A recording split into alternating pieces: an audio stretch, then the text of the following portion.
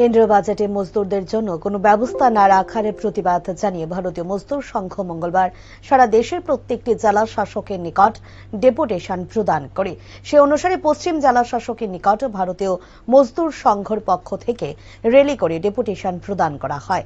এ বিষয়ে বিস্তারিত জানাতে গিয়ে সংগঠনের প্রদেশ মহামন্ত্রীর দায়িত্বে থাকা একজন নেতৃত্ব জানায়, কর্মচারীদের বেতন বৃদ্ধি সহ ন্যূনতম ভাতা ৫,০০০ টাকা করার দাবি নিয়ে এই ডেপুটেশনে মিলিত হয় তারা, এবং ১৯৯৫ সালের অধীনস্থ কর্মচারীরা ১৫,০০০ টাকা করে বেতন পাচ্ছে।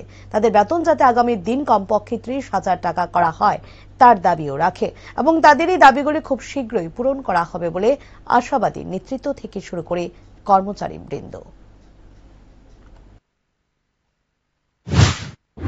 আমাদের ইপিএফ 95 এবং ইএসআইসি অন্তর্ভুক্ত যারা কর্মচারী আছেন তাদের বেতন বৃদ্ধি এবং ন্যূনতম পেনশন ৫,০০০ টাকা করার প্রশ্ন।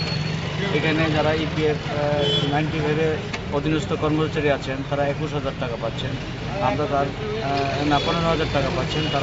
তাদের বেতনক্রম যাতে ৩০,০০০ টাকা করা হয় তার আমরা মাননীয় ডিএম বরাবরে দেশের অর্থমন্ত্রী শ্রীমতী নির্মলা সীতারামনের কাছে আমরা স্মারকলিপি পেশ করব, এবং শুধু রাজ্য নয়, আজকে ভারতবর্ষের ২৫টি জেলা থেকে আমরা এই ডেপুটেশনের মাধ্যমে মাননীয় অর্থমন্ত্রীর দৃষ্টি আকর্ষণ করছি, এবং আমাদের এই দাবিগুলি যাতে অচিরেই পূরণ করা হয় তার জন্য আমরা আশাবাদী।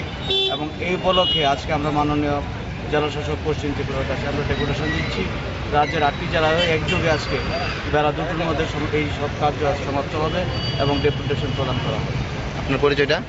আমার পরিচয়, আমি প্রদেশ মহামন্ত্রীর দায়িত্বে আছি, বিএমএস। ধন্যবাদ।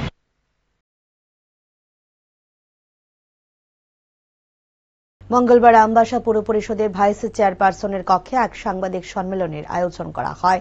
পুর পরিষদে ভাইস চেয়ারপারসন গোপাল সূত্রধরের নেতৃত্বে সাংবাদিক সম্মেলনে অন্যান্যদের মধ্যেও ছিলেন কাউন্সিলর সবিতা দাস, অনিল দেবনাথ, উপদেব এবং গৌতম দেবনাথ। সাংবাদিক সম্মেলনে গোপাল সূত্রধর আমবাসা পুর এলাকার বিভিন্ন বিষয় তুলে ধরেন। গোপাল সূত্রধর দীর্ঘদিন আমবাসা পুর পরিষদের দায়িত্বপ্রাপ্ত চেয়ারপারসন হিসেবে ছিলেন। গত ৪ মাস পূর্বে সে জায়গায় নতুন চেয়ারপারসন হিসেবে প্রতিমা মালাকারকে বসানো হয়। সম্প্রতি রাজ্য সরকার আমবাসে একটি ডিগ্রি কলেজ স্থাপনের সিদ্ধান্ত নিয়েছেন। যে দাবি দীর্ঘদিনের ছিল তার অন্য তিনি রাজ্যের মুখ্যমন্ত্রীকে ধন্যবাদ জানায়। পুরাতন আমবাসা সিনেমা হলের জায়গায় একটি সিটি সেন্টারের আদলে ভবন নির্মাণ এবং আমবাসা বাজারে থাকা পুরাতন ফুড গোডাউনের জায়গায় একটি মাল্টি স্টোরেজ বিজনেস স্টল নির্মাণের পরিকল্পনা রয়েছে বলে জানান। পাশাপাশি তিনি বলেন, আমবাসা পূর্ত দপ্তরের কর্মী ও আধিকারিকদের কাজের ক্ষেত্রে অনীহা রয়েছে। বিশেষ করে আমবাসা শান্তিপাড়া এলাকায় কভার ড্রেনের নির্মাণ কাজ চলছে একেবারেই ধীর গতিতে। এক্ষেত্রে তিনি মুখ্যমন্ত্রীর প্রতি আবেদন রাখেন যেন এই সমস্ত বিষয়ে উনি নজর দেন। আপনাদের মাধ্যমে আমি মাননীয় মুখ্যমন্ত্রী বলতে চাই যে একবার আমবাসার বিভিন্ন ইনফ্রাস্ট্রাকচার নিয়ে ওনার কাছে একবার আমি যাব।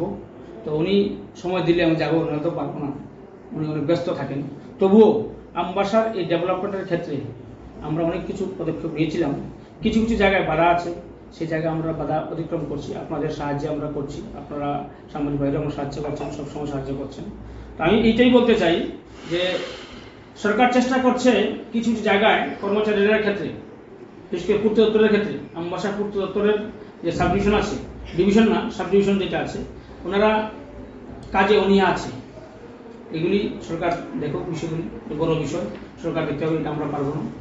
এবং ওনারা একটা প্রজেক্ট, সাধারণ একটা প্রজেক্ট আজকে ৩ বছরে হয় না, আমরা কোথায় যাব? ওনারা বারবার মিটিংয়ে আসেন, আজকেও আসলো, কোনো কাজ করেন না।